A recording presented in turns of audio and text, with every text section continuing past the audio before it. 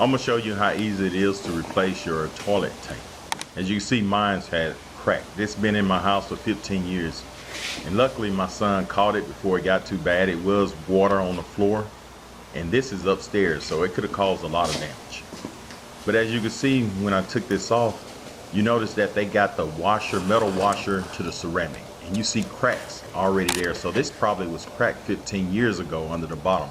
Never put metal to ceramic.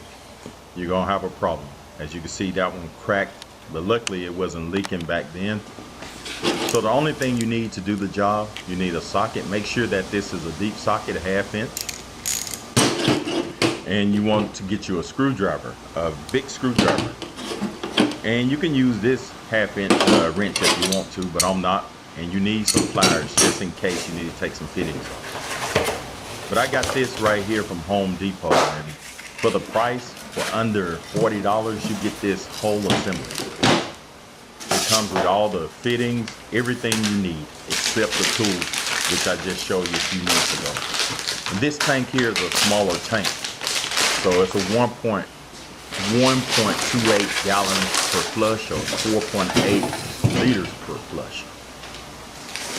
So you can save money and you can save a lot of water. You don't need that much water to flush. So I'm gonna take out everything here and let you look at it.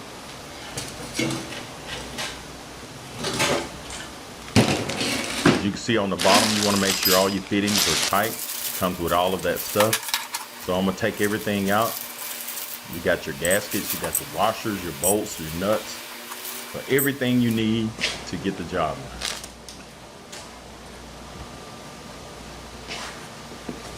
So let's look inside this tank, see what it looks like inside. So you got everything you need. Only thing you need to do is replace the old tank, plug your water back in, flush it, make sure no leaks, you're ready to go. This shouldn't take no more than 15 minutes.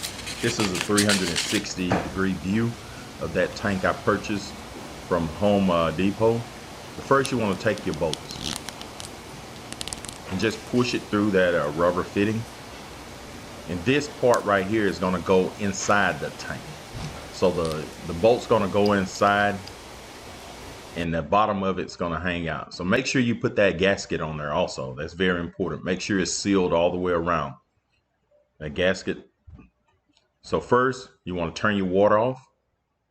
Once you turn your water off, drain it, flush it, and then you want to just take a sponge or something or a towel and get the rest of the water out.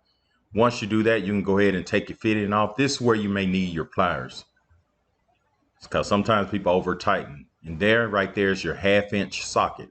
So you just put it on there and take it off. And it may spin. That's where the big screwdriver come in handy. You put it on top, get somebody to hold it in place while you take that off. Once you take this side off, you go on the other side and do the same thing. Once you do that, just take the new one, put it on there, bolt it down, but you want to make sure you don't over tighten this.